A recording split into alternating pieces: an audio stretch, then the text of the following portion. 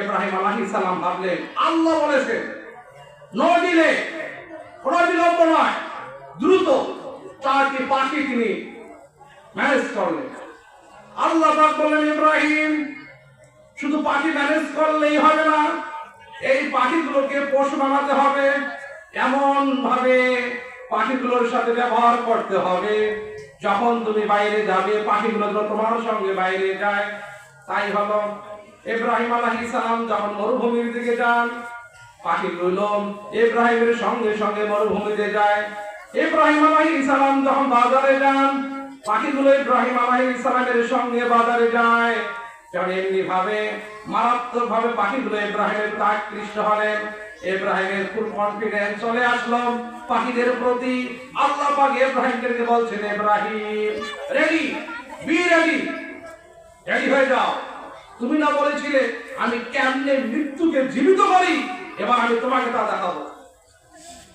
ইব্রাহিম বলছেন হ্যাঁ আমার রব, I am very interested to watch this scenery, এই দৃশ্য দেখার জন্য আমি সবচেয়ে বেশি আগ্রহী। আল্লাহ পাক বলেন ইব্রাহিম এবার পাখিগুলোকে নিয়ে ওই পাহাড়ের উপর চূড়ায় তুমি চলে যাও। ইব্রাহিম আলাইহিস সালাম পাখিগুলো নিয়ে পাহাড়ের উপরে চলে গেলেন। আল্লাহ পাক বললেন ইব্রাহিম এবার 4টি পাখিকে তুমি হত্যা করো, জবাই করো। ইব্রাহিম আলাইহিস সালাম পাখিগুলোকে হত্যা করলেন। আল্লাহ পাক আরো নির্দেশ দিলেন ইব্রাহিম সমস্ত পাখির মাংসগুলোকে তুমি মিক্সার করো। তাই করা হলো। আল্লাহ পাক বললেন ইব্রাহিম এবার পাখির মাংসগুলো তুমি পাহাড়ের বিভিন্ন জায়গায় ছিটিয়ে দাও। পাখির মাংসগুলোকে বিভিন্ন জায়গায় ছড়াই দেওয়া হলো। আল্লাহ পাক বললেন ইব্রাহিম রেডি, তুমি না দেখতে চেয়েছো আমি কেমনে মৃত্যুকে জীবিত করি, রেডি হয়ে যাও। আল্লাহ পাক ইব্রাহিমকে বললেন ইব্রাহিম উদু কল ইওর বার্ড, কল ডাকো ইওর বার্ডস, তোমার পাখিগুলোকে ডাকো। ইব্রাহিম ভাবলেন পাখি তো আমি জবাই করেছি, মাংসের টুকরোগুলো বিভিন্ন জায়গায় ছড়িয়ে দিয়েছি, ডাকবো কোথায়? আবার ঠিক করলেন আল্লাহ পাক বলেছেন ইব্রাহিম ডাকো। ইব্রাহিম আলাইহিস সালাম ইব্রাহিম আলাইহিস সালাম পাখিকে ডাক দিতে লাগলেন। যেই মাত্র পাখিকে ডাক দিলেন সঙ্গে সঙ্গে পাখিগুলো উড়ে ইব্রাহিমের সামনে হাজির হয়ে গেল। ইব্রাহিম অবাক হয়ে গেলেন কি করে সম্ভব। আল্লাহ পাক বললেন ইব্রাহিম তুমি বলেছিলে রব্বি আরনি কাইফা তুহিল মাউতা, আমার রব আমি দেখতে চাই কেমনে তুমি মৃত্যুকে চিন্তা করো। ইব্রাহিম তুমি কি দেখেছো তোমার সামনে মৃত্যুকে আমি চিন্তা করেছি, সুতরাং তুমি তোমার অনুসারীকে বুঝিয়ে দাও তোমার রবের জন্য মৃত মানুষকে আরেকবার জীবিত করে জবাবদিহিতার মুখোমুখি করা মোটেও তোমার রবের কাছে অসম্ভব নয়। কাজেই প্রিয় বন্ধুগণ আমি আলোচনার শেষ পর্যায়ের দিকে চলে এসেছি।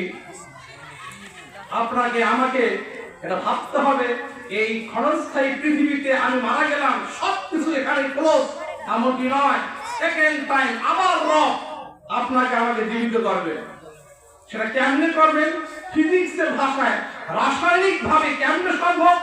মাত্র 2 মিনিট 2 থেকে 3 মিনিটের ভেতরে সে হেডলাইন দিয়েই আমি আপনাদের কাছে বিদায় দেব। ফিজিক্সের ভাষায় আমরা জানি, রাসায়নিক দিক থেকে আমরা জানি, রসায়নগত দিক থেকে এই যে আমরা পানি পান করি, এই পানি সম্পর্কে একটু থিঙ্ক করেন। আমাদের বাড়িতে সবার ফ্রিজ আছে না? কম বেশি সবার বাড়িতে ফ্রিজ আছে। আপনারা বলেন তো ফ্রিজে কে কয় বালতি পানি ঢেলেছে? ফ্রিজ যদি আপনি বন্ধ না করেন, লাইট কারেন্ট সুইচ যদি অফ না করেন, চলতেই থাকে, ফ্রিজে পানির বরফ জমে যাবে, যাবে না? সেখানে কি পানি ছিল? ছিল না। বরফ নিয়ে আসলেন, একটু তাপ দিলেন, সঙ্গে সঙ্গে বরফ থেকে পানি হয়ে যাবে। পানি পানি মানে কি আমরা জানি হাইড্রোজেন আর অক্সিজেন দুটো মিলে পানি হয়। যখন আপনি তাপ দেবেন হাইড্রোজেন বের হয়ে গেল, অক্সিজেন চলে গেল বাষ্পীয় হয়ে, পানি আর নাই। পানি আছে? তাই বলে কি পানি আর পাওয়া যাবে না? ফিজিক্স রসায়ন বলছে আবার দুটি হাইড্রোজেন আর অক্সিজেনকে এক জায়গায় করলে সঙ্গে সঙ্গে পানি হয়ে যায়। তাহলে এই যে মানুষ আপনি মারা গেলে আমাদের ভেতরে কি রয়েছে? আমাদের ভেতরে পানি রয়েছে, ফসফরাস রয়েছে, ম্যাগনেট রয়েছে, তারপরে ক্যালসিয়াম রয়েছে, যা কিছু রয়েছে। যখন এই মারা যাবে সবকিছু আলাদা হয়ে যায়, তার মানে পদার্থের কোনো ধ্বংস নেই, বরং পদার্থের মৌলিক কণাগুলো বিচ্ছিন্ন হয়ে গেলেই মানুষ ধ্বংস হয়ে যায়। আবার সেগুলোকে সবগুলোকে যখন এক জায়গায় তৈরি করা হয়ে যায়, তখন আবার মানুষ হয়ে যায়। সুবহানাল্লাহ।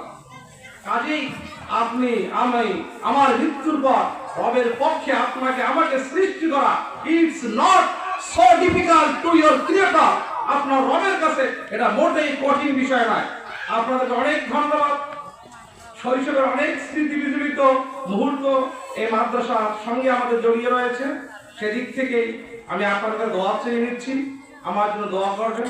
আসলে আমাদের আমন্ত্রিত ওলামায়ে কেরাম আছেন, ওনার মূল্যবান কথাগুলো আমরা শুনবো।